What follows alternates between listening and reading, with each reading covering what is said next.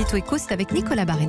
Nicolas Barré, le directeur de la rédaction du journal Les Échos. L'actualité, ce sont aussi les gilets jaunes. Est-ce que le mouvement commence à s'essouffler? En tout cas, la revendication pour plus d'égalité, elle reste intacte, Nicolas. Oui, c'est un des thèmes les plus fortement mis en avant. Il y aurait trop d'inégalités. Il faudrait donc taxer davantage les plus riches. C'est simple, ça sonne comme un slogan. Ça fait facilement consensus. Le paradoxe, c'est que nous sommes déjà l'un des pays les plus égalitaires de la planète. La France est la championne du monde de la redistribution des richesses. Chaque année, notre pays redistribue près de la moitié, 46,2% exactement, de la richesse qu'il produit, plus qu'aucun autre des 36 pays de l'OCDE, plus que le Danemark, à qui nous venons de ravir la première place des prélèvements obligatoires.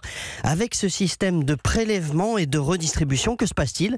Eh bien, nous transférons des richesses des plus riches aux plus pauvres à une échelle inégalée. Aucun pays ne fait mieux. Ce système de redistribution de richesses divise par 2 les écarts de niveau de vie entre les 10% les plus riches et les 10% les plus pauvres. Ce que vous nous dites en clair, Nicolas, c'est que notre système fiscal reste malgré tout très efficace pour réduire les inégalités. Oui, et c'est frappant. Avant redistribution, on est un des pays où les écarts de revenus bruts sont les plus élevés qu'aux États-Unis.